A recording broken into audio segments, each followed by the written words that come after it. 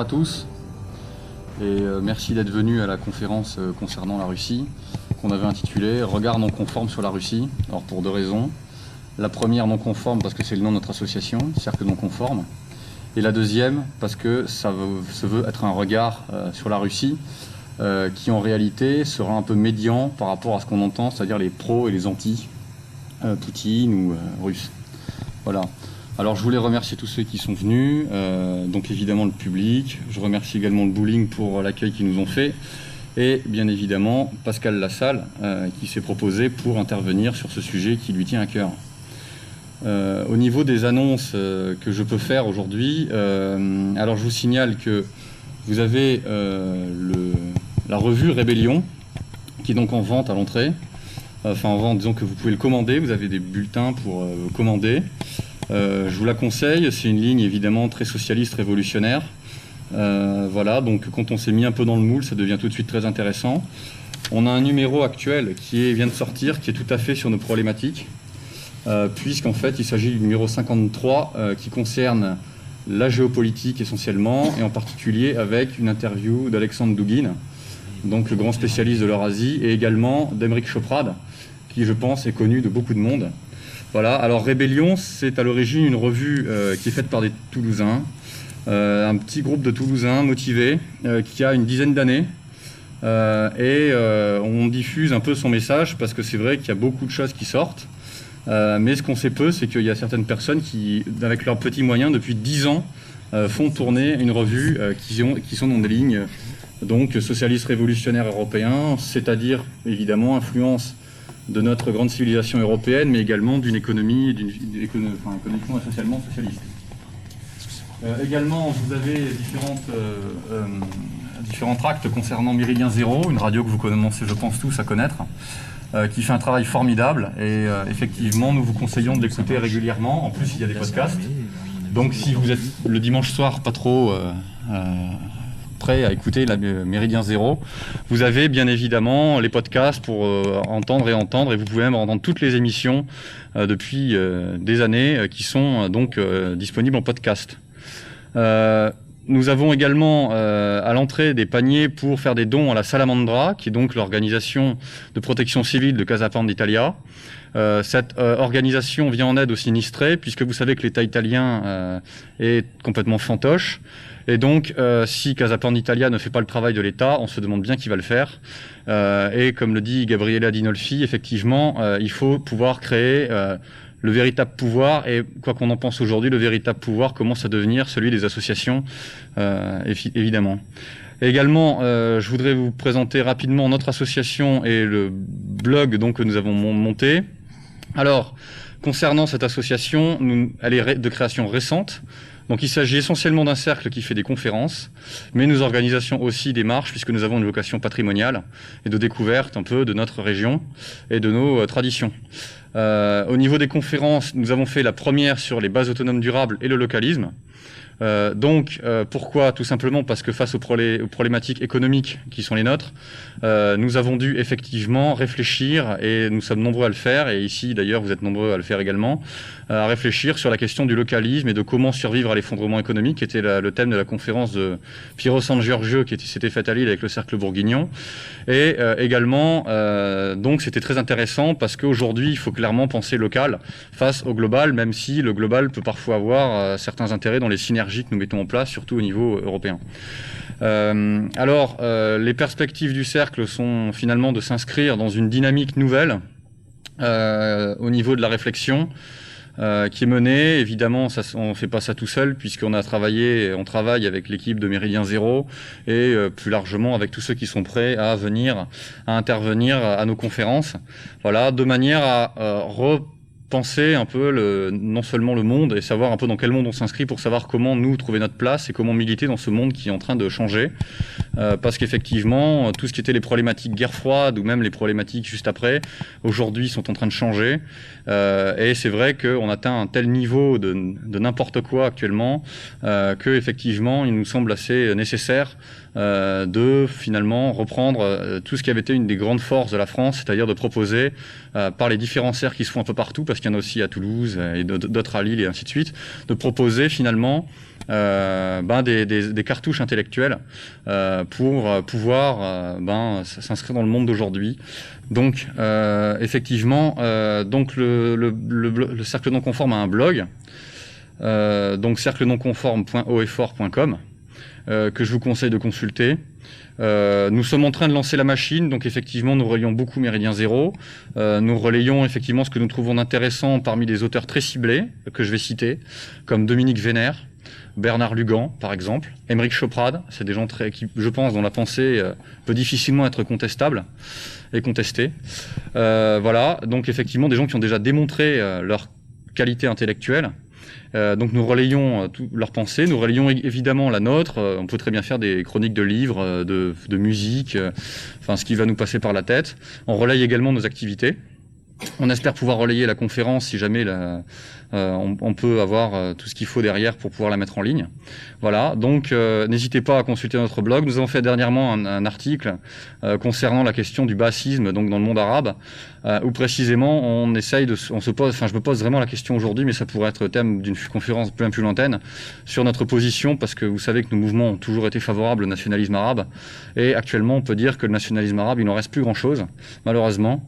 Et effectivement, il faut continuer, je pense, à encourager toutes les initiatives, et il y en a sur Méridien Zéro qui s'expriment, de défense des nationalités au sein même du monde dit arabe, qui, comme nous l'a rappelé Bernard Lugan dans Méridien Zéro, est en fait probablement en grande partie un monde berbère. Voilà. Nous allons donc aujourd'hui entamer une conférence sur la Russie, donc changement complet de sujet. Voilà, donc sur le blog j'avais mis effectivement que la conférence donc allait montrer que finalement la Russie, on allait explorer une piste qui était que la Russie finalement servait ses intérêts propres. C'est ce que dit Émeric Choprade d'ailleurs dans ses ouvrages, pour ceux qui les ont lus, et c'est ce qu'il répète, c'est un heureux hasard dans son interview à Rébellion, où il le dit que la Russie de Poutine n'était pas historiquement anti-américaine, qu'elle est un peu devenue par la force des choses. Voilà, donc c'est intéressant de voir qu'on est vraiment dans des intérêts géopolitiques et que la géopolitique, les amis, les alliés, c'est quelque chose, mais c'est surtout des intérêts géostratégiques qui se mettent en place. Voilà. Et effectivement, je vais laisser par contre monsieur Lassalle se présenter et présenter le thème de la conférence. Voilà, merci.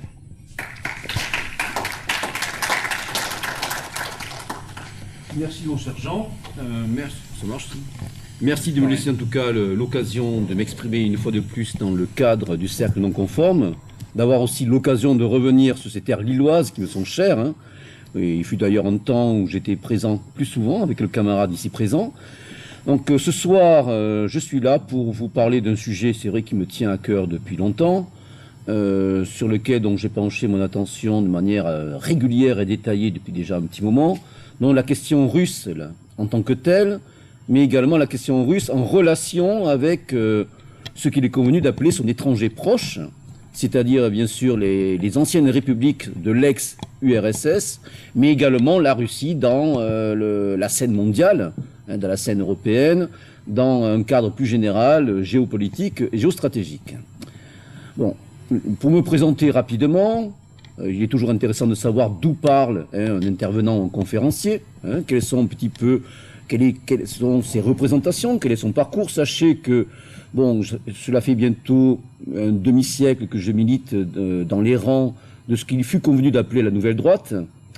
En tout cas, ça a été mon berceau, ce qui a structuré ma pensée, une approche pluridisciplinaire des choses, et surtout, bon, l'idée que les choses sont souvent moins simples qu'elles ne le paraissent au premier abord.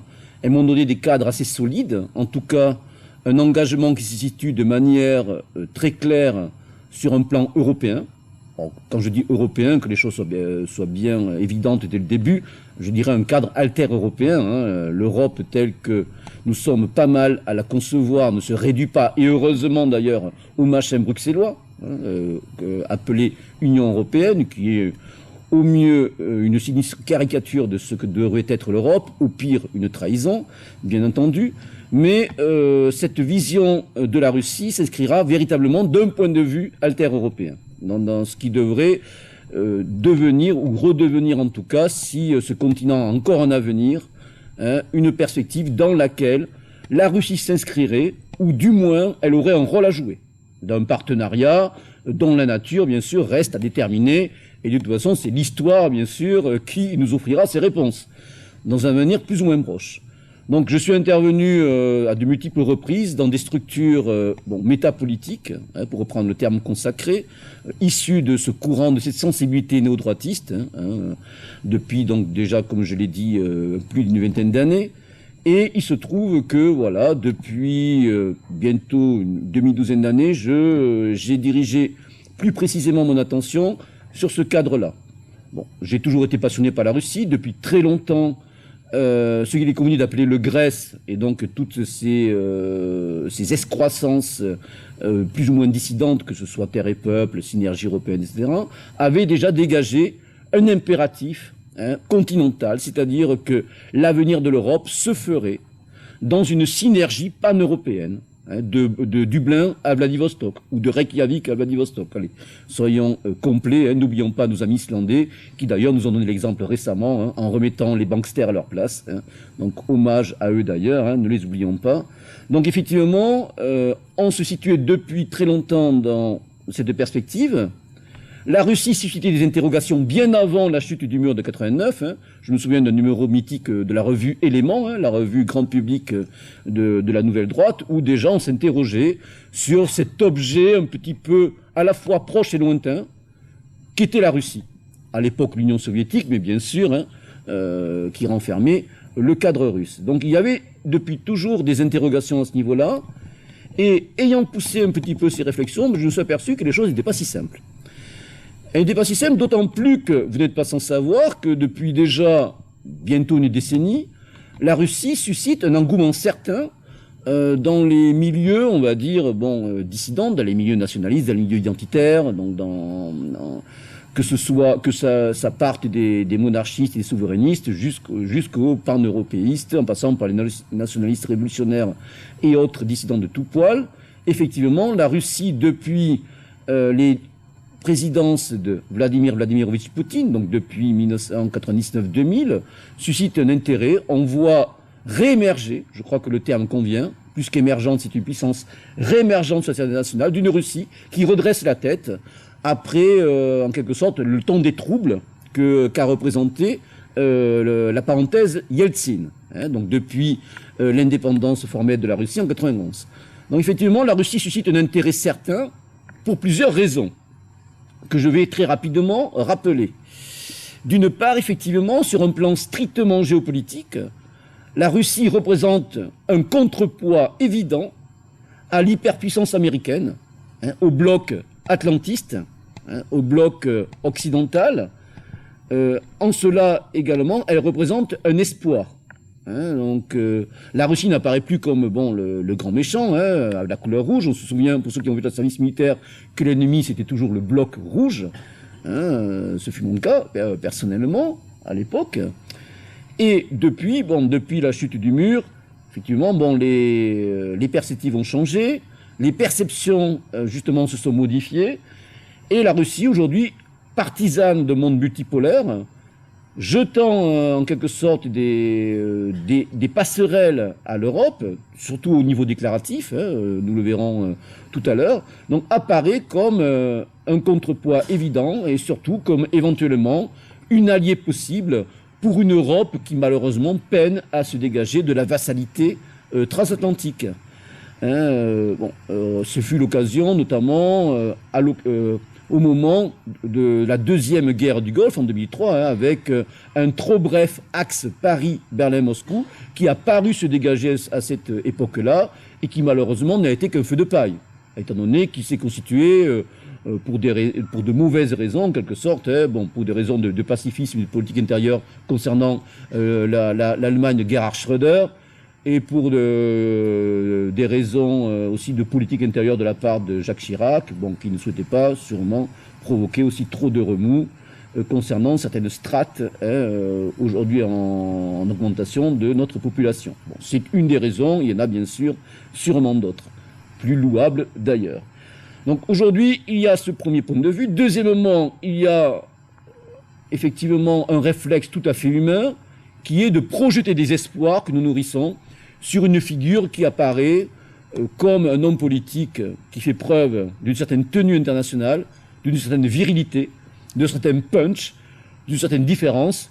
Effectivement, hein, on est loin de notre ex-hyper-président, hein, agité du bocal, ou de notre actuel Guimauve le Conquérant, qui essaie de se donner une statue internationale, bon, qui pour le moment est en état de grâce, ne réussit pas trop mal sur certains points, en tout cas, bon, il nous fait moins honte que le précédent, encore qu'on pourra en discuter.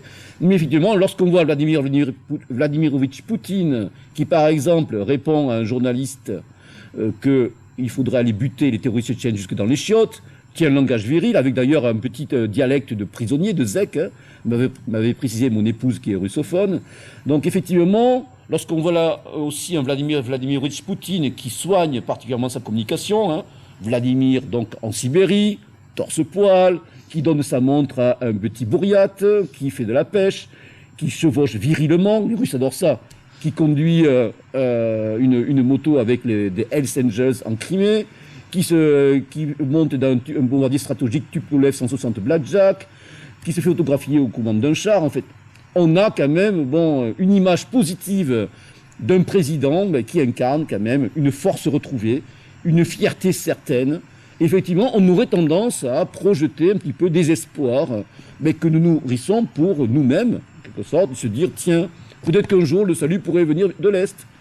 Peut-être que des divisions russes pourraient venir nous aider éventuellement à réprimer des soubresauts intérieurs. Enfin, l'espoir pourrait venir de l'Est, comme à l'époque on cultivait le mythe du Grand Soir, hein, à l'époque soviétique, où là également, il était question de l'Union soviétique, de la Russie soviétique, comme le phare radieux du socialisme à construire. Donc effectivement, là, on projette, j'ai eu le sentiment que nous projetions parfois des espoirs, donc en fait, on se situe sur un plan émotionnel, mais je pense qu'il faut passer ce stade-là, et il faut essayer d'y voir plus clair, de se situer sur un plan que je qualifie de réalitaire. De voir qu'en fin de compte, de se rendre compte que la Russie est un objet qui ne cesse de se dérober à notre appréhension, que ça demande un effort, ça demande une constance, et qu'en fin de compte, on s'aperçoit que nos frères russes, pour reprendre cette terminologie, sont des frères qui sont à la fois proches et pas si proches de nous. Donc je crois qu'il est évident qu'il faut aller au-delà. C'est vrai que jusqu'à maintenant, lorsque l'on voit des commentaires enthousiastes sur des prises de position officielles du tandem Poutine-Medvedev, des déclarations donc et des postures de la Russie sur le plan international, on se base, à mon sens, trop souvent sur une approche strictement géopolitique et géostratégique, en faisant un transfert un petit peu de nos perceptions, de nos représentations sur la Russie. Effectivement, souvent, ces représentations sont assez justes. Hein. Lorsqu'on analyse certaines décisions, certaines déclarations, certains choix internationaux de politique étrangère de la Russie depuis plus d'une dizaine d'années, effectivement, c'est prompt à susciter un certain enthousiasme, certains espoirs de notre part. Or, je crois qu'il faut aller au-delà. Il faut au-delà, et surtout, il faut se garder d'une adhésion trop enthousiaste. Ce que j'ai pu qualifier dans quelques écrits que j'ai publiés ça et là, et notamment sur la grande toile, de russolatrie. Effectivement, tout n'est pas louable et soutenable chez nos amis russes. Il y a beaucoup d'équivoques. Il y a beaucoup de choses qui nous paraissent pas aller de soi. Il y a aussi des responsabilités qui sont les leurs. C'est vrai qu'on a une tendance, et là je vais rentrer un petit peu dans certains détails, donc à victimiser la Russie. On dénonce à juste titre une certaine russophobie presque rabique des médias, et qui ne cesse de vitupérer la politique russe, de toute manière que ce soit, avec souvent les mêmes correspondants, qui nous ressortent souvent les mêmes poncifs, les mêmes clichés. Mais au-delà de ça, ça ne doit pas nous empêcher de voir que les décisions et les postures des autorités russes peuvent elles-mêmes prêter parfois à équivoque, et parfois aussi dégager des responsabilités qui sont les leurs. Alors, comment définir cet objet qu'est la Russie? C'est une vaste question. C'est une question à laquelle les Russes eux-mêmes n'ont toujours pas répondu. Pour dégager les cadres généraux de la réflexion, je dirais que, encore aujourd'hui, mais même depuis presque les fondements, les Russes se posent une question lancinante de savoir, en fin de compte, quelle est leur place entre l'Europe, ce qu'il est convenu d'appeler l'Europe, mais l'Europe en tant que civilisation, et l'Asie. Cette question a suscité donc des questionnements qui se sont formulés sur de multiples terrains politiques, artistiques, littéraires, religieux, mais ces débats n'ont toujours pas accouché d'une réponse très claire, encore que des tendances se dégagent. Et je crois que nous ne pouvons faire l'économie d'un questionnement de type civilisationnel, de type culturel, de type identitaire.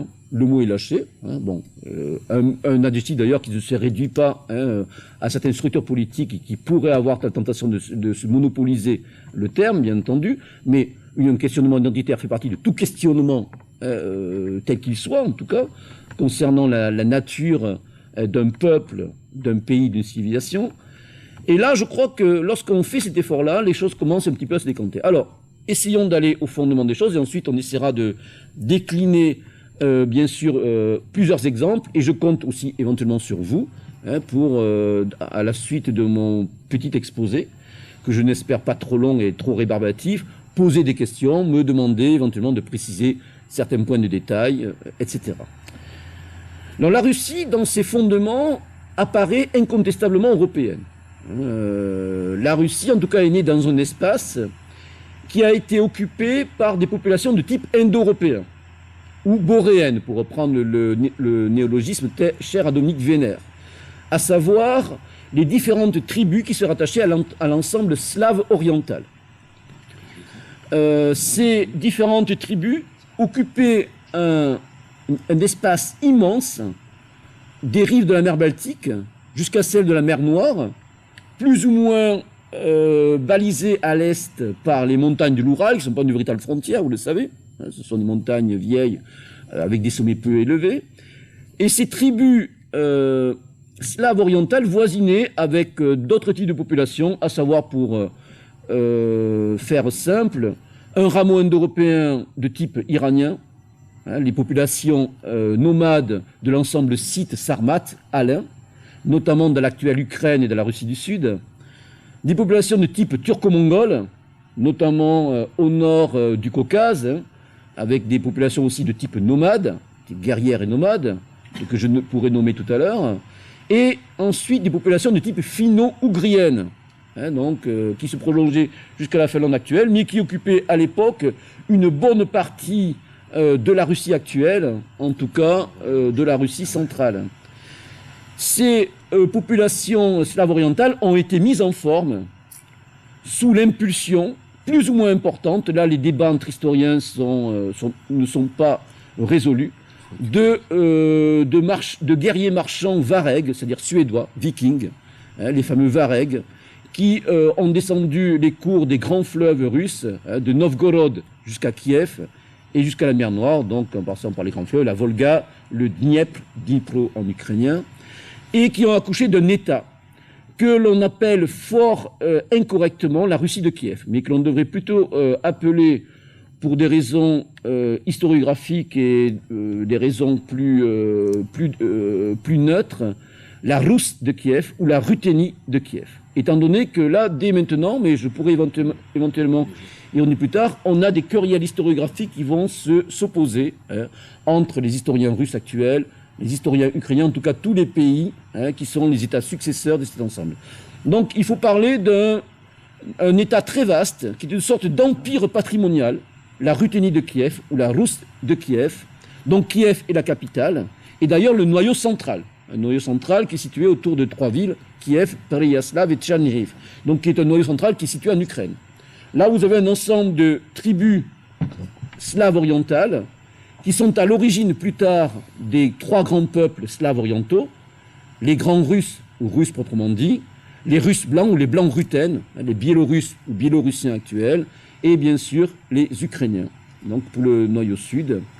Et ce vaste ensemble était régi à ses débuts par des princes d'origine varègue, leur nom en atteste, que ce soit Oleg, Igor, la princesse Olga, ce sont des prénoms d'origine scandinave, mais ensuite qui se sont rapidement slavisés. Donc là, en fait, bon, on a les thèses normanistes qui disent que l'impulsion varègue, les varègues germaniques avec l'organisation typiquement germanique a civilisé des Slaves anarchiques.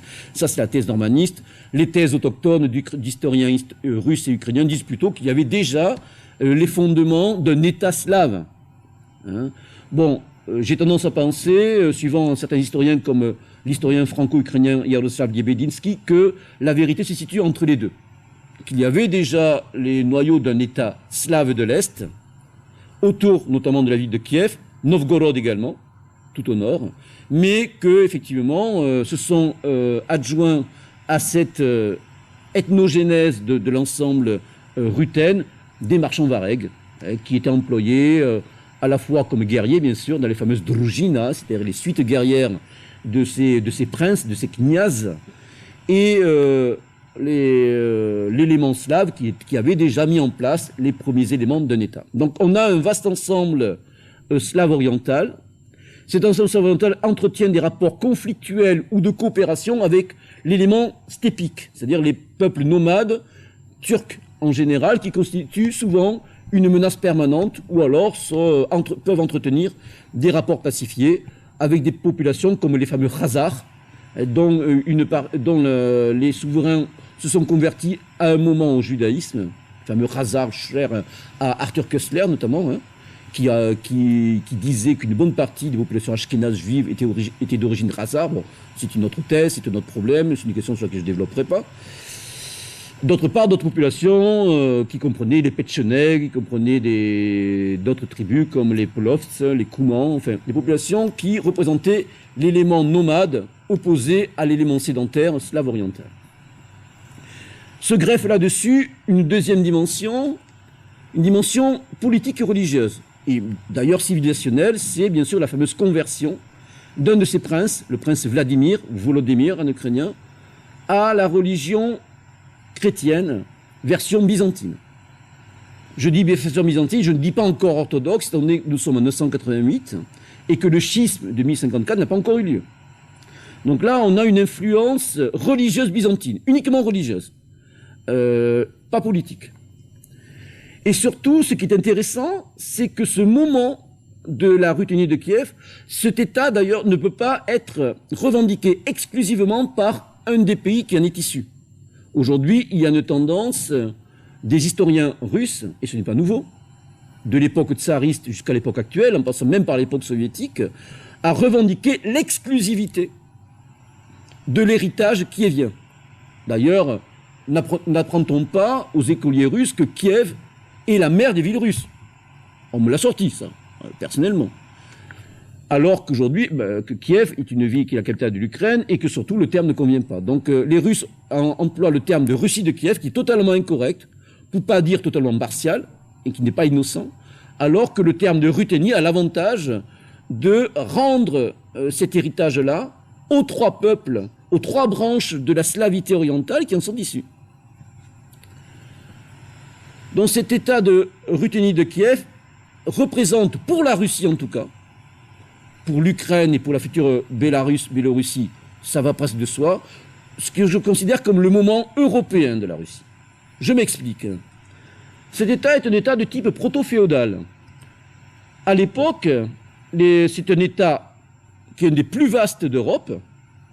C'est un État dont les princes, en particulier un des héritiers de Vladimir, Yaroslav Moudré, Yaroslav le Sage, marie ses enfants à tous les souverains de l'Europe de l'époque. Notamment un petit roi capétien qui ne savait pas lire et écrire, Henri Ier, qui va épouser la fameuse Anne de Kiev, qui lui apprendra à écrire, et qui introduira d'ailleurs dans la généalogie de nos rois capétiens le prénom Philippe, prénom grec, qui n'est pas de tradition germanique, comme le Louis Clovis, qui nommera quand même 18 de nos rois. Donc on a une dimension européenne de cet État. On a une structure sociale et politique de type européen, qui nous renvoie aux traditions indo-européennes, qui se conjuguent bien sûr avec le christianisme de l'époque, hein, donc version orientale byzantine ou version bien sûr catholique romaine. Cet état donc, ce moment européen de la Russie est aussi renforcé par une cité du nord de la Russie, enfin ce qui deviendra plus tard la Russie, Novgorod, qui elle s'inscrira dans les siècles suivants dans cette vaste association marchande que fut la Hanse, avec aussi des institutions de type aristodémocratique. Hein, les marchands, une assemblée élue, le fameux Vietche. Hein, donc là aussi, qui enracineront en tout cas cette partie de la Russie d'un moment européen. La véritable rupture, selon moi, va intervenir avec les invasions mongoles, que les Ruthènes n'ont pas vu venir. Alors, les invasions mongoles, pour situer rapidement, sans vous assommer de date, c'est le milieu du XIIIe siècle. C'est 1237-1240. Les Ruthènes de l'époque, les princes de la Rousse, n'ont pas vu venir les invasions. Pourquoi? Parce que d'abord, le danger stéppique n'était pas nouveau. On arrivait toujours à se concilier, donc ces populations nomades, turbulentes, souvent dangereuses, qui lançaient des raids réguliers. Parfois, elles étaient intégrées, assimilées. Et d'autre part, parce que la Ruthénie de Kiev connaissait aussi une période de déclin, d'éclatement, avec des luttes intestines hein, pour des questions d'apanage. Il y avait un système de succession très compliqué, avec bon, tout un ensemble d'événements, de luttes intestines. Les Germains étaient champions du monde pour ça. Hein. Nos rois mérovingiens avaient déjà donné l'exemple hein, à la suite de Clovis. Hein. On s'est tripé pour avoir bon, les plus grands apanages, les plus grands territoires. Donc en fait, cet État s'était divisé et affaibli. Il représentait une cible plus facile qu'il ne l'aurait été au XIe siècle. Donc les invasions mongoles représentent une véritable rupture. Ces invasions mongoles vont plus toucher le nord de l'État ruthène que la région de Kiev. Bon, Kiev sera prise et totalement rasée en 1940. Et là, d'ailleurs, il faut que je revienne sur un petit point qu'il faut bien préciser. L'ethnogénèse du peuple russe proprement dit. Les Russes aujourd'hui, et on pourra y revenir, ont tendance, et c'est un des problèmes qui entretient des contentieux non résolus avec leurs anciennes possessions et leurs voisins, ukrainiens et bélarussiens en particulier, ont tendance à se rattacher les éléments bélarussiens et ukrainiens en disant « nous faisions jadis partie du même ensemble et ce sont les aléas de l'histoire, notamment des dominations étrangères, qui ont fait que les Ukrainiens et les Bélarussiens se sont coupés de l'arbre grand russe. » Donc, dans les siècles suivront, les princes russes parleront de reconquête des terres russes, de reconstitution de l'espace russe. En fait, qu'en est-il? Avant les invasions mongoles, contrairement à ce que prétendent aujourd'hui la majorité des historiens russes, à part quelques audacieux, d'ailleurs qui ne se font pas que des amis, les trois peuples slaves orientaux sont déjà en gestation, en germe, au sein même de l'ensemble de la Russe de Kiev. Il y a déjà une différenciation avec des langues proto-ukrainiennes, proto-bélarussiennes et proto-russes. Qu'est-ce qui fait fondamentalement, sur un plan ethnique et culturel, la différence entre ces trois peuples en gestation? Le peuple ukrainien est celui qui était central, qui peuplait ce qu'on peut appeler la métropole de Kiev, donc la Ruthénie proprement dite, qui était le terme ercitif qu'on employait au tout début, donc les terres situées autour de Kiev, avec plusieurs tribus, dont je vous épargnerai les noms. Ce sont des Slaves de l'Est qui ont pu recevoir certains ajouts issus de peuples de la steppe, iraniens, comme sarmates et parfois turcs. Les peuples bélarussiens, ce sont des Slaves de l'Est qui sont allés peupler donc les marais du Pripyat, dans les marais du nord-ouest, et qui se sont assimilés, enfin, qui se sont installés sur un substrat balte très important. On le voit notamment au niveau des hydronymes, des noms de cours d'eau. D'ailleurs, la langue bélarussienne se distingue notamment par des terminaisons en A qui la rapprochent de la langue lituanienne, par exemple. Donc, C'est d'ailleurs souvent les Bélarussiens que l'on portait au pinacle en disant que c'était la fleur de la slavité orientale. J'ai encore une brochure soviétique de l'époque Gorbatchev qui présente les Bélarussiens en ces termes. Les ancêtres des Russes proprement dit sont installés sur une périphérie de la Ruthénie de Kiev, dans des zones de colonisation, la zone de la taïga, la zone des forêts, étant donné que dans la région de Kiev et de ses voisines, on est dans la région de la steppe boisée. Ça change tout. Et d'ailleurs, bon, je pourrais y revenir tout à l'heure, le cadre naturel n'est pas sans influencer, vous le savez aussi, la mentalité et la configuration que prendra un peuple. Hein, notre horizon mental, notre imaginaire est fortement influencé par le cadre dans lequel on vit. C'est-à-dire, c'est pas tomber d'un réductionnisme étroit que de constater ce qui apparaît comme une évidence, en tout cas qui apparaît plus tellement aujourd'hui. Hein, c'est des questions qu'on ne discute plus trop, mais qui est toujours apparu comme un paramètre à prendre en compte. Donc, on est dans les zones forestières, et là, qu'est-ce qui différencie l'élément russe, enfin, qui deviendra russe par rapport... on y arrive, c'est formidable. On finit toujours par arriver aux choses. C'est que les populations slaves orientales ont colonisé des espaces qui étaient déjà occupés par des populations finno-ougriennes. Donc pour faire simple, on dirait que les ancêtres des Russes, ce sont des Slaves qui se mélangent à des finno-ougriens. Des finno-ougriens qui souvent s'acculturent et se slavisent pacifiquement. Ce n'était pas une population très guerrière, un peu les Tchouds vers le lac Peipouz, etc. Mais sinon, ça se fait assez facilement. Et on le voit très bien dans les types physiques, dans les coutumes, dans l'art, dans les vêtements. Hein. Vous mettez un bonnet de Lapon ou de Sam à Vladimir Poutine, l'illusion est parfaite. Vraiment, un visage, morphologiquement, il ressemble plus à un Finnois qu'autre chose. On le voit dans les phénotypes aujourd'hui. Hein, dans les types physiques, ça apparaît et c'est évident, en tout cas. Donc on a, voilà, ce qui correspond déjà à une phase de différenciation. Et ces établissements se font autour de cités comme Souzdal, comme Vladimir, comme Rostov. Moscou ne sera créé d'ailleurs qu'en 1140. D'ailleurs, Moskva, c'est aussi un hydronyme d'origine finnoise. Donc arrivent les Mongols. Les Mongols vont surtout effectuer leur ravage. Bon, Kiev, je l'ai dit, sera détruite, mais surtout dans la partie qui va devenir russe, ce qui sera plus tard la Russie. L'Ukraine aussi actuelle, les zones actuellement ukrainiennes vont aussi connaître le raz-de-marée mongol. Les Mongols finiront par passer les Carpates, et le décès d'un des grands chefs mongols épargnera à l'Europe, bon, de connaître ce désagrément, on va le dire comme ça, hein, après des batailles d'ailleurs, la bataille de Liegnitz notamment, où les forces coalisées du Saint-Empire romain germanique et des Polonais avaient connu des défaites cuisantes. Chevaliers teutoniques également. Donc l'Europe sera sauvée d'un danger mongol. Pendant très longtemps, on a dit que la Russie avait représenté un rempart. Juste tes cartes.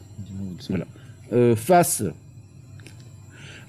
au danger mongol, on va s'apercevoir que les choses ont été moins simples. En fait, pour revenir à ce que j'ai dit tout à l'heure, pour moi, la période, pas que pour moi d'ailleurs, hein, des historiens, notamment, on pourra en parler tout à l'heure, l'historien eurasiste, hein, ou néo-eurasiste, ont ce même point de vue, représente une véritable rupture de ce qui deviendra la Russie avec son élément européen.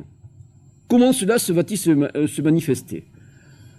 Les Mongols, païens dans un premier temps, hein, sur un mode chamanique, plus tard devenus musulmans pour ce qui deviendra la Horde d'Or, se sont montrés toujours tolérants. Donc ils ont toléré une église russe devenue orthodoxe après le schisme de 1054, et d'ailleurs le transfert du métropolite de Kiev vers Moscou. Donc cette petite principauté qui rapidement va prendre l'importance. En fait, que se passe-t-il durant la période mongole? Les Mongols délèguent leur domination à des princes russes, qu'on peut désormais qualifier enfin, de russes, notamment l'un d'entre eux qui va se révéler plus habile que les autres, le prince de Moscou, les différents princes de Moscou. Et ces princes de Moscou vont se mettre au service des Khan mongols, en ayant ce qu'on appelle une sorte de délégation de pouvoir, le fameux Yarlik, et en fin de compte vont collaborer avec les Mongols. L'une de ces figures les plus exemplaires, qui a été mythifiée notamment au cinéma par le réalisateur Eisenstein, c'est bien sûr Alexandre Nevsky. Alexandre Nevski. Pourquoi appelé ainsi? Parce qu'il avait vaincu les Suédois sur la Neva et plus tard va combattre les chevaliers teutoniques sur le lac Peipus lors de la fameuse bataille des glaces, donc qui a été magnifiée à l'écran par le magnifique film d'Eisenstein. Donc on nous présente souvent Alexandre Nevski, qui a été canonisé d'ailleurs par l'église orthodoxe russe il n'y a pas très longtemps, comme le champion de la Russie de l'époque. En fait, cette figure est assez ambivalente. D'une part, Alexandre Nevski va résister déjà à ce qui apparaît comme le danger principal aux yeux des Russes, le danger venu de l'Occident, le danger catholique. Et d'autre part, Alexandre Nevski va se servir des Mongols pour éliminer ses rivaux et pour imposer son pouvoir. Et à la suite de Nevski, donc ces princes russes, ces princes moscovites, parce qu'il faut parler de Moscovie maintenant, ces princes moscovites vont s'imposer à leurs voisins, vont subjuguer tous leurs concurrents de Souzdal, de Vladimir, de ce qu'on appelle l'Anneau d'Or aujourd'hui, autour de Moscou, et vont collaborer avec les Mongols. Ils vont surtout s'inspirer d'une forme de pouvoir que l'on peut rattacher à la terminologie qui a été employée pendant très longtemps, ce qu'on a appelé le fameux despotisme asiatique. C'est-à-dire qu'on va mettre en place une forme de pouvoir extrêmement efficace qui va engendrer une forme de pouvoir autocratique sur un mode mongol, sur un mode militarisé, parce que très rapidement, ce qui fera la force de ces princes, c'est justement le versant militaire. Donc ces princes vont finir par s'imposer. Donc là, vous avez une carte de ce qui fut la Ruthénie de Kiev. Donc ici, l'actuelle Ukraine, les principautés qui deviendront plus tard ukrainiennes. Ici, les principautés qui deviendront avec Polotsk, notamment plus tard bélarussiennes. Et celle dont on parle, c'est bien sûr celle ici de cette région, notamment autour de Souzdal, Vladimir, Rostov. Novgorod étant un cas peu à part ici, au nord-ouest, presque à la frontière des peuples baltes, notamment les Lituaniens, qui vont jouer un rôle important dans le coin. Donc en fait, on a des princes moscovites qui choisissent une forme de pouvoir de type asiatique. On imite le mode de pouvoir des Khans parce qu'il est extrêmement efficace. Va se greffer là-dessus une deuxième dimension. Une dimension à la fois politique et religieuse. La dimension que va prendre la religion orthodoxe en Russie. C'est-à-dire qu'en fait, on va voir se développer à Moscou une sorte de destinée manifeste. Je reprends le terme américain. Qui fait que les moscovites vont très rapidement considérer que leur forme de christianisme est la seule forme véritable, que le christianisme qui peut se déployer de la manière la plus pure, la plus réelle, la plus vraie, est la forme du christianisme orthodoxe, ethnocentré sur l'élément moscovite. Donc c'est un élément messianique qui se développe, et cet élément messianique, une sorte de destinée manifeste, va se renforcer avec une deuxième dimension qui va, selon moi, et je dis une fois de plus pas uniquement selon moi, selon pas mal d'historiens, accentuer le côté oriental de l'élément moscovite, c'est l'élément byzantin tardif. Vous savez que Byzance tombe entre les mains du sultan Mehmed II en 1453. Quelques années auparavant, Rome, le pape de l'époque, a la tentation, a la volonté d'essayer de réunir à nouveau les troncs séparés des églises catholiques et orthodoxes, avec le concile de Florence en 1439. À cette occasion, on marie le prince de Moscou de l'époque, Ivan III, à une petite nièce de l'empereur byzantin Constantin IX. C'est à ce moment-là que le prince Ivan III ne va pas se laisser avoir de cette manière. Il va opposer une fin de non-recevoir à Rome. Par contre, il va récupérer à son profit l'héritage byzantin. Et c'est à l'époque où un moine de Pskov, le fameux Philoté, va décliner cette fameuse théorie de la troisième Rome. Il y a eu deux Roms, la deuxième Rome est tombée, Byzance, la troisième c'est Moscou, il n'y aura pas de quatrième. Donc une vision providentielle, une vision messianique de la principauté de Moscovie, du prince Ivan III qui prend désormais le titre de tsar, qui était un titre d'ailleurs utilisé par les Mongols à l'époque, à côté du site de Khan, et surtout qui s'attribue l'héritage byzantin. l'héritage romain, et surtout l'idée que la véritable chrétienté, c'est la chrétienté orthodoxe, moscovite, avec justement une dimension mystique très présente. Bon, on ne va pas rentrer dans des considérations théologiques. J'ai lu récemment un ouvrage qui vient de sortir, qui est très intéressant là-dessus, d'Alain Besançon, un grand spécialiste de la Russie, qui s'appelle Sainte Russie, et qui, bon, détaille assez tous ces aspects théologiques. Bon, je ne vais pas vous ennuyer là-dessus, mais rapidement, il montre très bien que on a là l'idée d'une sorte de Wérus Israël, l'orthodoxie russe est destinée à incarner la véritable universalité du christianisme, les Européens catholiques représentant un danger et étant plus que jamais des schismatiques. Donc vous voyez, une double orientalisation du pouvoir politique et de la vision religieuse russe à travers l'héritage mongol sur le plan du pouvoir et l'héritage byzantin tardif sur le plan de la religion, avec bien sûr l'idée césaropapiste du prince autocrate. Autocrator, hein, donc ça vient du grec bien sûr. Donc l'idée de l'autocrate, le prince, le tsar, qui plus tard prendra le titre de tsar de toutes les Russies, et avec cette idée de rassembler à nouveau les terres russes. Alors le terme russe d'ailleurs apparaît à cette époque-là, c'est une traduction du grec. On n'emploie pas le terme ruthène, mais russe, et les princes de Moscou vont avoir la prétention d'incarner à eux seuls exclusivement l'héritage de la Ruthénie de Kiev. Or, aujourd'hui, il apparaît que cette position est intenable, que les choses auraient pu être différentes. Il y avait notamment un concurrent qui existait face à ces prétentions. Ce concurrent, c'était, mon cher, on va passer, vous revenez un peu en arrière, c'était un État extrêmement puissant qui s'était constitué à l'époque. C'était la principauté de Grande Lituanie, que l'on peut voir ici sur la carte. Bon, c'est une carte russe ou ukrainienne, je ne sais plus, vous m'excuserez. Très rapidement, il faut savoir que ce petit peuple lituanien, faible par le nombre, avait réussi par ses qualités guerrières et l'habileté de ses souverains à se tailler un immense territoire. Un immense territoire dans la mer Baltique jusqu'à la mer Noire. Et en récupérant les anciennes principautés ruthènes, qui correspondent aujourd'hui à une bonne partie de l'actuelle Ukraine, y compris Kiev, et les principautés bélarussiennes. Cet État lituanien, ce grand-duché de Lituanie, d'ailleurs était dirigé par des grands-ducs ou des souverains lituaniens, mais une bonne partie de son aristocratie était d'origine slave, ancêtre des Bélarussiens et des Ukrainiens. Il parlait d'ailleurs une langue qui est aussi l'ancêtre des deux langues. La religion était l'orthodoxie, les princes lituaniens étant restés longtemps païens, puis plus tard s'étant convertis au catholicisme lorsqu'une première union dynastique aura lieu avec la Pologne voisine en 1385.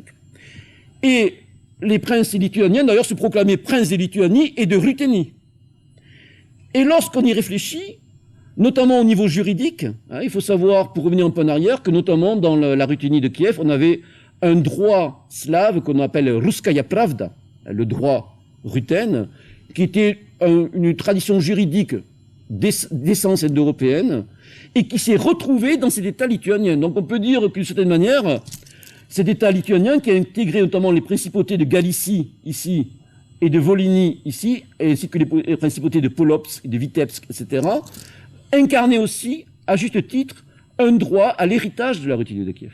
Donc on a en fait ces deux puissances qui vont s'affronter, qui vont être de véritables puissances plus tard. D'ailleurs, cet ensemble lituanien s'intégrera de manière formelle à l'ensemble polonais pour créer ce qu'on appelle cette Rzeczpospolita, Litva Polska, cette république nobiliaire de Lituanie-Pologne qui va représenter pendant très longtemps un des adversaires les plus redoutables pour les princes moscovites, en tout cas le danger venu de l'Occident. Parce que là aussi, un élément qui est très intéressant à remarquer, c'est que durant cette période-là, la Moscovie se retranche un peu du monde.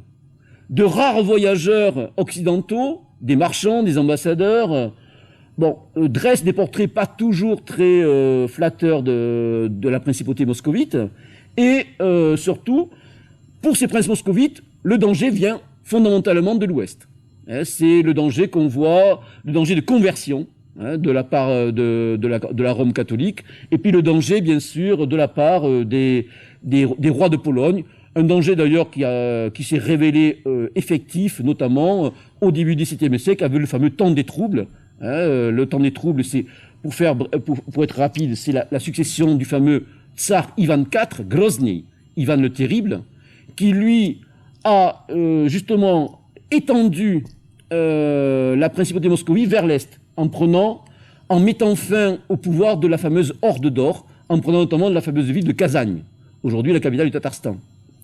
En intégrant une bonne partie de l'aristocratie tatare dans l'aristocratie russe, et surtout en ouvrant la voie au versant eurasiatique de la Russie, de l'histoire russe. Désormais, les Russes vont projeter leurs élans à l'est, vers les immenses espaces sibériens, plus tard centre-asiatiques, une sorte de ruée en avant, avec des marchands audacieux, avec quelques aventuriers, les Cosaques, qui vont, notamment le marchand Yermak, et d'autres qui vont très rapidement pousser leur avancée jusqu'aux rives de l'océan Pacifique, en rencontrant ci et là des tribus sibériennes qui peuvent subjuguer facilement.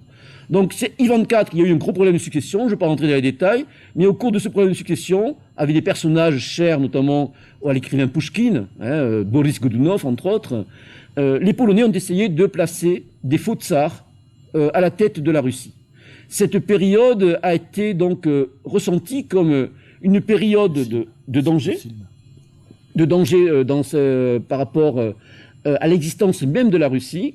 Encore aujourd'hui, elle se décline au cinéma. Un film récent qui est sorti en version française il y a quelque temps, 1612, donc le temps des troubles, Smuta en russe, donc montre que on a toujours le souvenir de cette période qui a failli emporter la Russie. D'ailleurs, Vladimir Poutine l'a utilisé politiquement. Pour Vladimir Poutine, on assimile la période Yeltsin aux périodes des troubles. Et bien sûr, le restaurateur, ce sera le premier tsar Romanov, Michel, et Poutine s'assimile à ce premier honneur en disant, voilà, j'ai restauré l'État russe, j'ai restauré la force. Donc là, toujours la prégnance des souvenirs historiques. Mais plus que jamais, à cette époque-là, le danger vient de l'Ouest. Le monde romano-germanique, le monde catholique, pour reprendre une terminologie qui sera employée plus tard par les historiens eurasistes. Donc, on a véritablement, à partir de ce moment-là, donc un empire qui naît.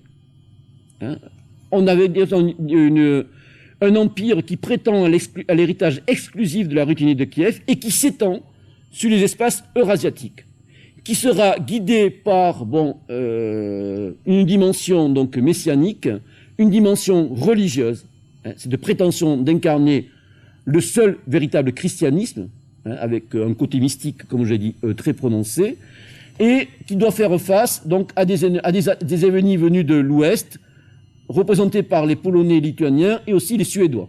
Les Suédois qui, à l'époque, on l'a un peu oublié, à l'ère d'Ikea et d'Eriksson, représentent à l'époque une puissance guerrière non négligeable, notamment avec les rois de la dynastie Vasa, et puis qui iront jusqu'à Gustave Adolphe et surtout le fameux Charles XII, de la fin du XVIIe, début XVIIIe. Cet empire russe, désormais le terme sera de plus en plus employé, mais il sera officialisé sous Pierre le Grand. Donc Pierre le Grand, c'est aussi un moment très ambigu de l'histoire russe. Pour faire simple, on pourrait assimiler l'œuvre de Pierre le Grand à celle des empereurs japonais de l'ère Meiji. C'est-à-dire on va reprendre à l'Occident, avec lequel on entretient un rapport de fascination-répulsion. Répulsion par rapport justement aux menaces éventuelles de conquête ou de conversion au catholicisme. Fascination par son développement technique, son développement économique. Donc on va développer une sorte de relation de fascination-répulsion vis-à-vis de l'Occident, qui se restreint à l'Europe à l'époque, et on va vouloir moderniser la Russie. Pierre Ier le Grand va moderniser la Russie en reprenant aux Occidentaux tout ce qu'il peut prendre d'intéressant. Donc vous savez que Pierre le Grand fera un grand tour d'Europe, qui le mènera notamment par Versailles, chez les Néerlandais, d'ailleurs, qui inspireront le drapeau russe. Ce sont les couleurs du drapeau néerlandais, inversées, et plein d'autres choses. Mais en fin de compte, Pierre continue à se à faire une modernisation, mais en restant profondément russe. C'est-à-dire, c'est un pouvoir qui reste plus que jamais autocratique. Et là, il y a une chose intéressante aussi qu'il faut que je précise à ce stade de mon petit exposé, c'est que nous avons en Russie, à la grande différence de ce qui est en cours en Europe à la même époque, un État démiurge. Je m'explique. Tout procède en Russie de la volonté du prince. C'est-à-dire toutes les classes sociales, pour peu qu'elles soient structurées, vont émerger, vont être issues de la volonté pure du prince. Les nobles peuvent, encore à l'époque de Pierre le Grand, être fouettés en public. Ils ne tiennent leur possession que de la bonne volonté du prince, qui peut tout leur retirer du jour au lendemain s'ils tombent en disgrâce. En fin de compte, c'est l'État, un État tout-puissant, qui accouche de la société. Ce n'est pas plus tard des sociétés qui déjà se structurent en Europe, qui ensuite vont avoir un rapport bien sûr dialectique avec l'État, où on aura notamment des noblesses frondeuses en France, qui voudront partager le pouvoir avec des rois qui ne sont pas encore des rois absolus. C'est la tradition féodale européenne, la tradition même, je dirais, tout simplement européenne, avec cette idée bien conçue de liberté, de dignité personnelle. Rien de ça en Russie. On est sur un mode de gouvernement totalement asiatique, où c'est le pouvoir d'où tout émerge, malgré les oripeaux extérieurs. Effectivement, Pierre le Grand fait couper la barbe aux boyards de force, les fait vêtir à l'européenne avec de belles perruques poudrées. On a une étiquette de la cour qui est calquée sur celle de Versailles. En apparence, on est dans un monde qui rappelle l'Europe, avec surtout une armée qui est pas l'européenne. Parce qu'il ne faut pas oublier aussi que depuis Ivan III, la modernisation de la Russie se fait avant tout sur un plan militaire. Il ne faut pas oublier que la Russie, ce qui va faire sa force, et c'est là où les Russes vont réussir, où les Ukrainiens et les Bélarussiens seront incapables de faire, ils vont réussir grâce à un État fort. Quand je dis un État fort, j'emploie un mauvais terme, je dirais un pouvoir fort, je m'expliquerai tout à l'heure. Un pouvoir fort, un pouvoir militarisé, un pouvoir centralisé, alors que de nombreux historiens conviennent qu'une des traditions politiques les plus prégnantes chez les Slaves de l'Est depuis longtemps, c'était un certain goût pour l'anarchie, ou le désordre. On voit à la même époque la République nobiliaire polonaise incapable de s'organiser, avec ce principe absurde d'unanimité de vote à l'Assemblée des nobles polonais, et ce qui fera que la Pologne se trouvera écartelée par 3 partages successifs à la fin du XVIIIe siècle. Le côté anarchique aussi de l'État proto-ukrainien qui est en train de se mettre en place, notamment avec l'État cosaque ukrainien, donc ces sortes de chevaliers anarques des steppes en quelque sorte, les Cosaques Zaporog en tout cas autour du Dniepr, des Cosaques russes du Don un peu plus au nord. Donc en fait on avait une tradition un peu anarchique chez les Slaves, il était coutume, d'ailleurs ça renvoie aux thèses normannistes comme quoi les Slaves sont incapables de s'organiser, donc on envoie des Germains pour un petit peu les structurer. Donc en fait les Russes vont tirer leur efficacité de cet État sur un mode décliné sur un mode asiatique. État militarisé, État autocratique, État centralisé, donc État efficace. Ils réussissent là où les autres vont échouer.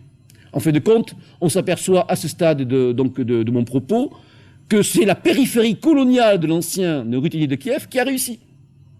La colonie qui a réussi. Comme, plus tard, peut-être, à l'époque napoléonienne, on pourra dire que la France est une ancienne colonie, possession romaine qui a réussi, qui a rétabli l'Empire en revenant les codes, ou même plus loin que ça, l'empire carolingien de Napoléon. Les barbares qui ont repris la pourpre impériale et qui étaient une périphérie, qui ont repris à leur compte l'héritage romain.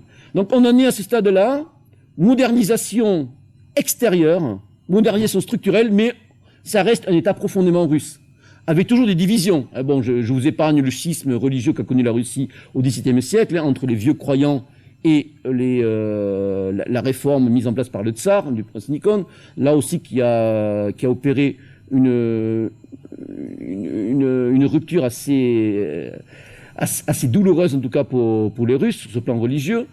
Donc, Catherine II, l'impératrice allemande qui est devenue plus russe que les Russes, là aussi c'est pareil.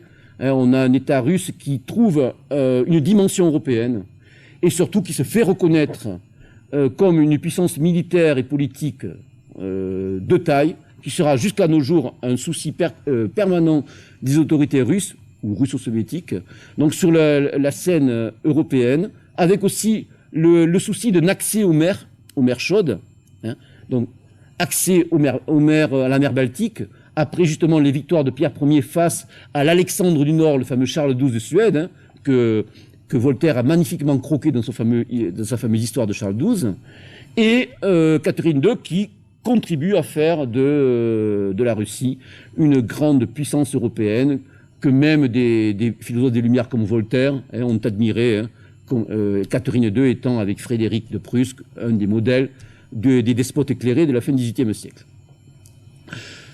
On est à cette époque-là toujours sur le plan des représentations, donc un rapport de fascination-rébullition avec l'Europe. Bon, j'essaie de passer rapidement, je ne veux pas vous décliner une histoire totale de la Russie.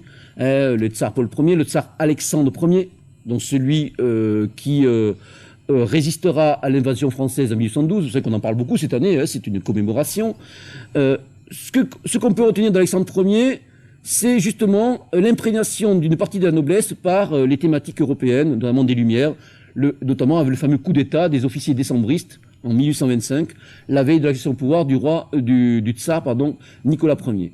Savoir également que désormais, le terme de Russie est officialisé, en 1721 par Pierre Ier, et le terme d'empereur également. On reprend le terme d'empereur de toutes les Russies, avec un État donc de plus en plus centralisé, et un État donc qui justement va plus que jamais osciller selon des mouvements de balancier entre l'idée de rattraper l'Europe, c'est-à-dire l'idée que nous sommes retardés par rapport à l'Europe.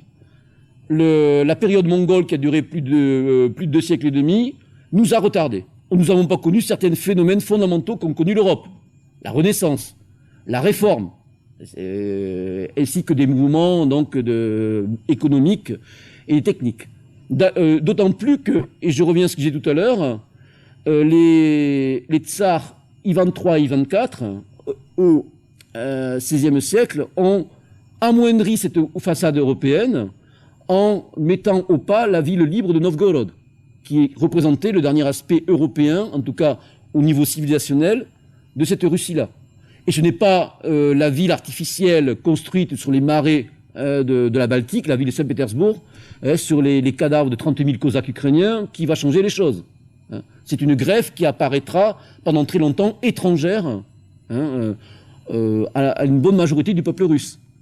D'ailleurs, il faut savoir que c'est une noblesse russe qui singe les manières européennes, qui fait éduquer ses enfants par des gouvernantes ou des gouvernantes françaises. Et souvent, les enfants parlent mieux français que la langue russe, la langue des bougiques, les paysans, et largement coupé du peuple. Ça n'empêche pas d'avoir, de prolonger le servage et d'avoir son service donc sur un mode de domination qui n'existe plus en Occident, souvent des centaines, voire des milliers de paysans. Au XIXe siècle, on a ces débats entre identité européenne de la Russie, que je viens de dire, donc l'idée que la Russie est un État retardé, c'est la thèse ce qu'on appelle là les occidentalistes. Notamment, je ne vais pas citer trop de noms, notamment avec Pierre Tchadaïev ou Alexandre Herzen. Donc là, c'est l'idée que la Russie doit rattraper son retard. Les zapadniki, les occidentalistes. On a également, à l'époque, en contre-coup, l'apparition d'un courant qu'on va qualifier de slavophile. Que disent les slavophiles? La Russie n'est pas retardée, elle est autre, elle est différente, par son orthodoxie, par son sens de la collectivité, ce qu'on appelle narodnost, cette notion de narod, qui est une sorte de concept intermédiaire entre la pure démarche collective et le pur individualisme qui se développe en Occident.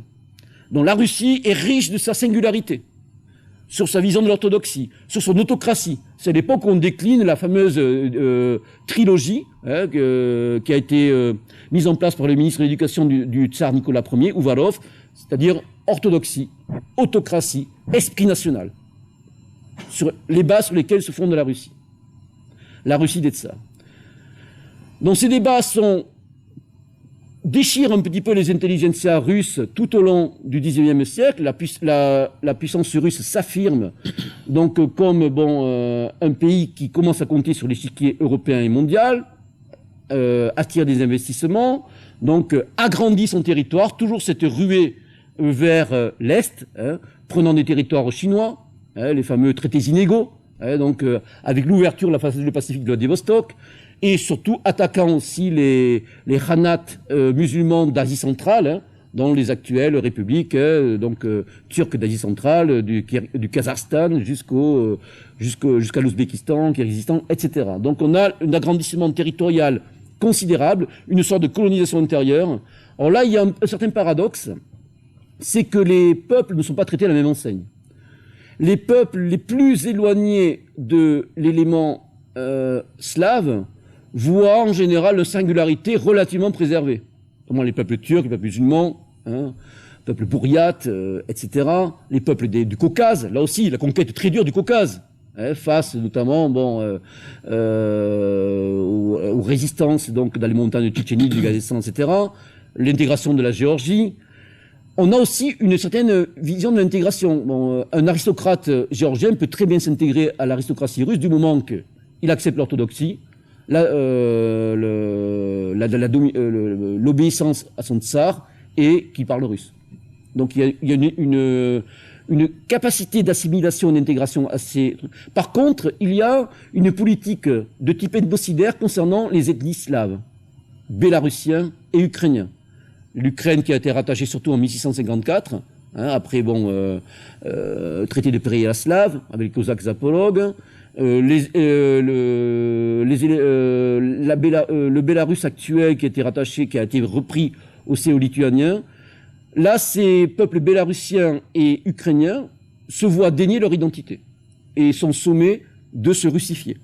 Notamment les Ukrainiens en particulier, où des oukazes interdisent formellement toute déclinaison de la langue ukrainienne, de culture ukrainienne, etc. etc. Bon, je ne rentrerai pas dans les détails, éventuellement des questions de votre part me permettront de détailler. En tout cas, nous sommes à la veille de la Première Guerre mondiale. La Russie est un État émergent qui suscite des investissements, les fameux emprunts russes, mais on est toujours sur un plan politique dans une forme on est toujours dans un régime de type autocratique. Avec qui la met un peu en porte-à-faux par rapport aux démocraties occidentales. Et c'est à ce moment-là que va intervenir, bien sûr, donc la rupture de 1917, donc la prise du pouvoir des bolcheviks, la mise en place de l'Union soviétique. Je passe un peu rapidement sur l'événement historique qui peut intéresser. Par contre, ce qui est intéressant, c'est qu'on va voir que Staline, et plus tard les secrétaires généraux succédants, reprennent à leur compte, après avoir vaincu la ligne internationaliste de Trotsky notamment, le rêve grand russe, l'idéal pan-russe, l'idéal impérial. Simplement, voilà, désormais Moscou, c'est un petit peu l'espoir de tous les peuples du socialisme international, l'aube radieuse qui doit advenir. Il y a la dimension messianique qui existe toujours. Bon, on ne va pas rentrer dans les détails, mais de nombreux écrivains ont montré que le communisme est certes une idéologie d'essence étrangère à l'origine, mais qui va être déclinée sur un mode russe, et qui va rencontrer sur place des éléments psychologiques, des représentations qui étaient déjà prégnantes. On aura un empire rouge, simplement le nouveau messianisme, c'est plus la religion orthodoxe, c'est plus le mythe de la troisième Rome, c'est le socialisme international, c'est l'idéal communiste qui est décliné comme également une sorte de destinée manifeste qui désormais a une visée universelle. Et on le verra, bien sûr, avec un accroissement de la sphère territoriale soviétique, russo-soviétique, et avec son glacis européen, le pacte de Varsovie, et puis bien sûr ses excroissances dans le monde, avec la guerre froide, cette lutte par États interposés donc, tout au long d'une partie du XXe siècle. En tout cas, ce qu'il faut savoir, c'est que même à cette époque-là, et ça va rester un des problèmes lancinants jusqu'au jour des Russes, les Russes n'ont pas d'État à eux. Les Russes sont un peuple impérial. Il n'existait pas à l'époque de parti communiste russe. Les autres peuples de l'Union soviétique avaient leurs institutions propres, mais les Russes étaient partout chez eux. C'est le peuple porteur d'empire, qu'il soit tsariste ou qu'il soit rouge. Donc aujourd'hui, ça reste un problème lancinant sur lequel on pourra revenir tout à l'heure, c'est-à-dire que les Russes n'ont pas de tradition d'État-nation. Lorsqu'on parle de nationaliste russe, on s'exprime mal. C'est plus un terme de convention, parfois diabolisant, on sait à quoi s'en tenir sur nos médias, mais avant tout, la forme d'État russe est une forme d'empire, c'est une forme impériale. Là aussi, une forme impériale équivoque, parce qu'effectivement, si on prend la définition d'empire telle que, par exemple, l'a décliné les travaux de la Nouvelle Droite, où il est question en fin de compte, d'unité dans la diversité, de principe de subsidiarité, de respect des identités locales, des autonomies locales, hein, donc le triptyque région, nation, fédération ou empire, bon, cher à pas mal de mouvements qui nous sont sympathiques et proches, on s'aperçoit que ce n'est pas le cas pour la Russie. Que paradoxalement, on a affaire à un empire jacobin, un empire centralisateur. Et c'est d'ailleurs une des raisons pour lesquelles il y a, si vous voulez, des accointances parfois presque instinctives entre des Français républicains et des Russes. Ils raisonnent sur un même plan. C'est-à-dire, la France aussi a un messianisme républicain, la mission civilisatrice de la France, on l'a vu avec Jules Ferry, civiliser les races inférieures, qui est l'environ du système de chambre correctionnelle aujourd'hui, et d'autres. Aussi une mission civilisatrice à mener, une vision centralisatrice qui a arasé les identités régionales et locales. La Russie a fait de même, en tout cas pour les ethnies slaves et certaines ethnies baltes, etc., etc. Donc il y a aussi une identité de vue, de représentation qui est assez troublante et qui, moi, ne m'étonne pas lorsqu'on peut voir de l'époque des emprunts russes jusqu'à nos jours, une russophilie qui parfois se décline en russolatrie, totalement inconditionnelle et totalement acritique. Donc en fait, cela nous mène à quoi? Bon, j'espère ne pas avoir été trop confus dans certains de mes développements. C'est-à-dire qu'aujourd'hui, nous avons en Russie, plus que jamais, un questionnement identitaire profond. Et à mon sens, ce questionnement identitaire pose des problèmes, il pose des équivoques, lorsque justement, on a d'une part une vision européenne, grande européenne, telle que je l'ai déclinée, c'est-à-dire qui implique un respect des identités, qui compose cette vaste symphonie qui est notre continent, et d'autre part, l'impératif d'une synergie nécessaire entre l'Europe et la Russie, enfin l'Europe, le continent européen, et voilà, c'est cette entité qui est aujourd'hui la Fédération de Russie dans ces provinces. Quels sont ces équivoques? Elles se déclinent sur plusieurs plans. Premièrement, les Russes, à mon sens, sont en train de rebâtir leur identité, c'est tout à fait légitime, mais sur des prémices et des postulats qui me semblent problématiques. Je vais prendre quelques exemples. Tout d'abord, le fait que depuis Yeltsin et surtout depuis Poutine, on reprend des éléments de l'historiographie soviétique pour justement créer un consensus parmi la population. Parce qu'une obsession des Russes aujourd'hui, c'est l'idée d'unité. Nous sommes dans un peuple, un pays qui reste un pays multiethnique, comme le montre très bien cette carte, hein. En rose, les éléments slaves, d'autres couleurs, donc on est, en fait de compte, la Russie reste un empire. Avec des composants, même si l'élément majoritaire reste slave, on a des éléments turcs, on a des éléments caucasiens, des éléments finno-ougriens, sibériens, avec aussi une population musulmane non négligeable, qui est relativement bien intégrée, on pourrait revenir tout à l'heure, hein, notamment concentrée dans certains pays comme le Tatarstan. Au Caucase, c'est plus problématique, ça se gère, mais difficilement, on pourra également y revenir à l'occasion de questions éventuelles. Donc on a l'obsession de l'unité, Yedinstvo. C'est pas un hasard si le parti de Vladimir Poutine, auquel il n'appartient pas d'ailleurs, porte le nom de Russie unie. Deuxièmement, il faut savoir qu'en Russie, le patriotisme est politiquement correct. Il était très incorrect de ne pas être patriote. Maintenant, sous le terme patriote, on peut y mettre plusieurs choses.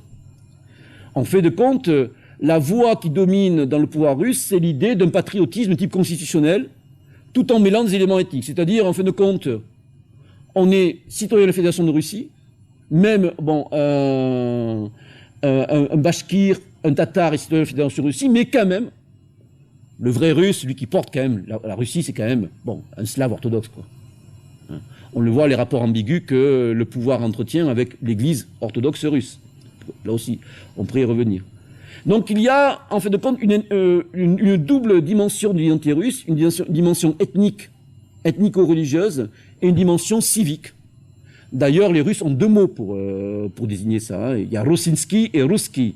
C'est généralement jamais traduit. Rossinsky, c'est être russien, avoir la citoyenneté russe, et Russki, c'est être russe ethnique.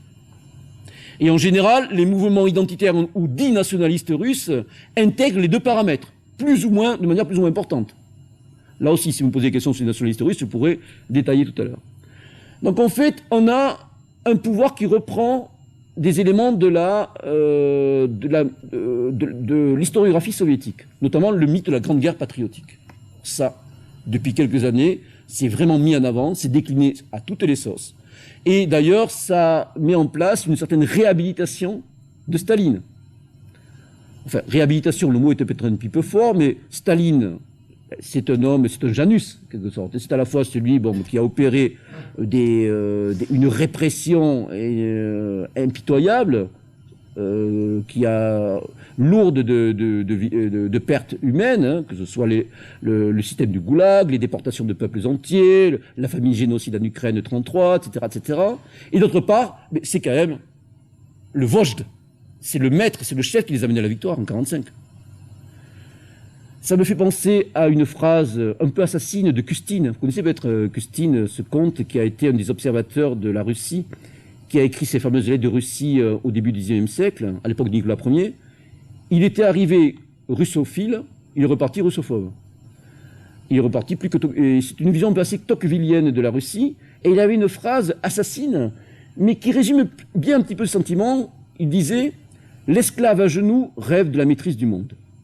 Ça veut dire que beaucoup de Russes sont confrontés à une quotidienneté qui n'est pas très enviable, que ce soit l'époque tsariste, le Moudji qui courbe le cap en tant que serf, aujourd'hui, le Russe de base, qui se heurte à la crise économique ou qui s'y est heurté à l'époque Yeltsin, mais il va compenser par l'idée que, on est les grandes puissances. Le monde a peur de nous. On fait un transfert un petit peu sur cette dimension-là, ce qui explique plein de réactions. Le vote d'allégeance que recueille Vladimir Poutine depuis qu'il est sur la scène politique, parce que voilà, on craint. Nous redevenons une grande puissance, même si après on a des roues défoncées, on a des fois une quotidienneté qui n'est pas très, très engageante, très, très chatoyante. Nous sommes un grand peuple. C'est aussi une obsession russe depuis très longtemps, la quête de la puissance. Alors, que je sois bien clair, je ne dénonce pas la quête de la puissance, elle est plus que jamais légitime, surtout pour nous, qui nous renonçons à la puissance et voulons sortir de l'histoire depuis déjà plusieurs décennies. Simplement, la quête de la puissance pour les Russes se fait sur un mode qui est conforme un petit peu au caractère de l'homme russe, sur un mode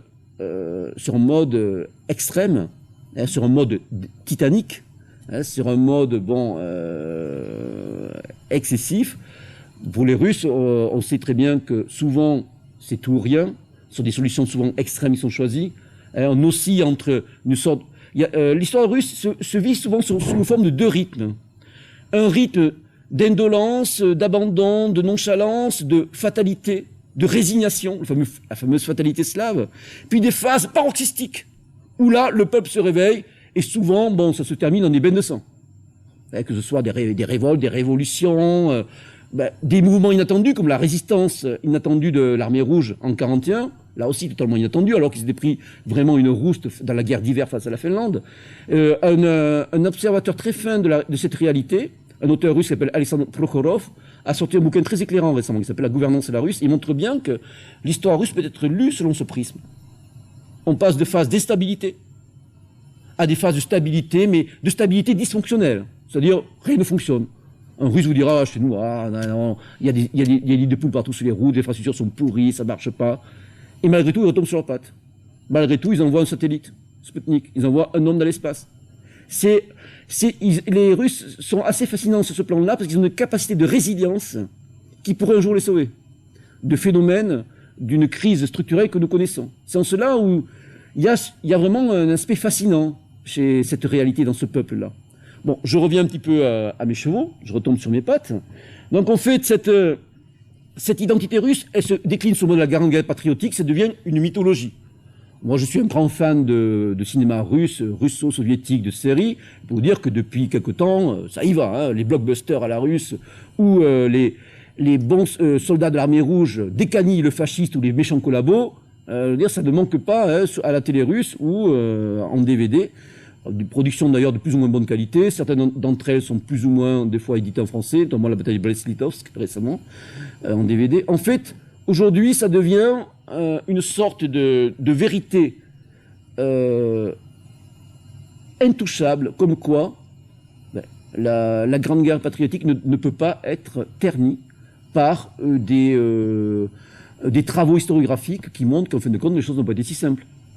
Et surtout, ça fait grincer des dents chez les peuples voisins, qui n'ont pas subi qui ont plutôt subi des désagréments de la part de l'armée rouge.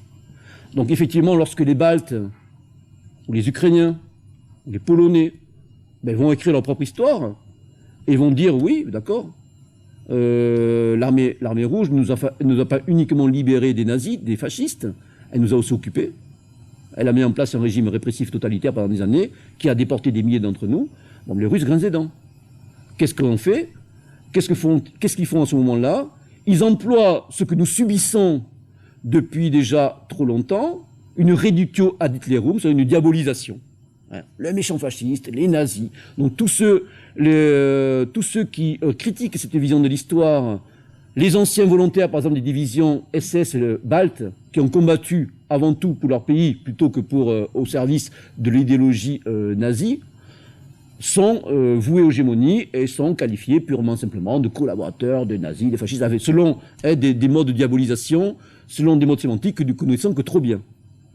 Et lorsque on voit ces choses-là, c'est vrai que souvent, chez nous, de la part des ardents supporters de la Russie, c'est silence radio. On ne dit rien.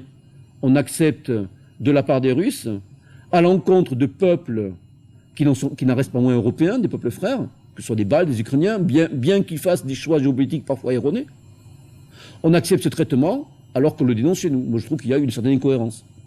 Nous devrions dire, et moi je ne m'en prive pas lorsque l'occasion m'en est donnée, arrêtez un petit peu, vous faites faute rousse. Bon, là, c'est vrai qu'on retrouve un certain cynisme, tout à fait très soviétique. On sait très bien que la question nazie, la question de cette période-là a une charge émotionnelle extrêmement forte, excessivement forte en Occident. On n'hésite pas à l'employer. Donc les nationalistes ukrainiens, par exemple, les résistants de l'UPA sont aussi qualifiés purement et simplement de collaborateurs des nazis. Pas plus tard qu'il y a quelques semaines encore, où on a fait un film sur un match de foot qu'il y avait eu à Kiev, où c'est le foot, la balle au pied est d'actualité en ce moment. Pareil, dans le film, on glisse une petite pique contre les nationalistes ukrainiens, bien sûr, assimilés aux collaborateurs des nazis, alors qu'un examen assez objectif de cette histoire-là, de cette question-là, et je suis assez bien passé pour en parler, c'est un travail que j'ai fait, montre que les choses n'étaient pas si simples, loin de là. Donc en fait, on a un pouvoir russe qui, au niveau des thématiques historiographiques qu'il choisit, premièrement, continue à entretenir les mensonges de l'ère soviétique sur le plan historique, une sorte de révisionnisme, et d'autre part, entretient inutilement des contentieux souvent vifs avec ses voisins. Donc voilà. Et à tel point qu'il y a 2 ans, il y avait une tentation de mettre en place une loi mémorielle en Russie visant à punir d'emprisonnement des historiens qui, en Russie ou à l'étranger, auraient osé attaquer les nouveaux dogmes de la nouvelle histoire que le pouvoir russe met en place actuellement. Cette loi a été rejetée en 2e lecture à la Douma, mais c'était pas loin.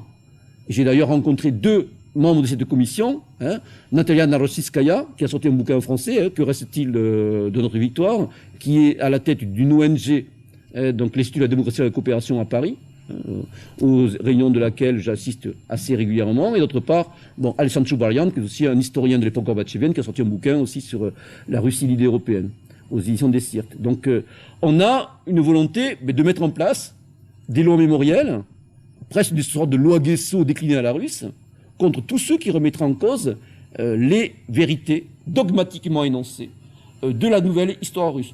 Révision des manuels d'histoire, Staline a modernisé la Russie, on passe pudiquement sur les dommages collatéraux, on pourrait le dire comme ça, et puis tout est à l'avenant. Et on le voit actuellement, dans une offensive, on s'aperçoit que ces thématiques-là prennent le pas sur des priorités qui devraient être autres pour la Russie. Et là, on pourra revenir sur aujourd'hui les forces et les faiblesses de la Russie, c'est-à-dire que les thématiques symboliques, mémorielles, historiographiques, sont à la limite plus importantes que de mettre en place un réseau routier et d'infrastructures digne de ce nom, dans ce pays immense, qui reste toujours obsédé par ses frontières, par son espace. Parce que là aussi, et j'en viens aussi à ce point, une chose que les Russes oublient, c'est que les immensités spatiales sont un réducteur de puissance. dans un espace qui a des contraintes climatiques extrêmement fortes, qui ont contribué à générer la mentalité russe. Et surtout, le fait que dans l'esprit russe, il y a deux choses aussi qu'il faut bien comprendre, c'est que les frontières ne sont pas fixées. Et deuxièmement, dans l'esprit d'un Russe, toute terre qui a été un jour russe est amenée à le rester ou le redevenir. Par exemple, c'est Natalia Narusskaya que j'ai citée, parle de Russie historique dans son ouvrage, dont j'avais fait une recension, qu'elle a même pris la peine de traduire en russe, ce qui prouve que je ne disais peut-être pas que des bêtises là-dedans. Et elle parlait de Russie historique. Dans cette Russie historique, elle intègre bien sûr pré-baltique, les pays baltes, l'Ukraine, le Bélarus, le Caucase, etc. Le Caucase reste intégré, même s'il pose un problème de la Russie. Donc en fait, aujourd'hui, vous voyez, on a un entre-deux identitaire pour la Russie. On a toujours un débat qui n'est pas tranché. On a aussi d'autres, si vous voulez, théories idéologiques qui sont nées entre-temps, notamment certaines qui sont plus ou moins popularisées dans l'espace francophone, c'est notamment les thématiques eurasistes ou néo-eurasistes, avec notamment la grande star du néo-eurasisme en Russie, le très médiatique Alexandre Douguine, que j'avais eu le plaisir de recevoir d'ailleurs sur les ondes de Méridien Zéro, lors d'un entretien tout à fait intéressant, mais sans concession. Et cette thématique eurasiste, donc également, considère que aujourd'hui, l'Europe et la Russie sont deux entités différentes. La Russie est un monde à part. La Russie est une civilisation en soi, dans un monde multipolaire.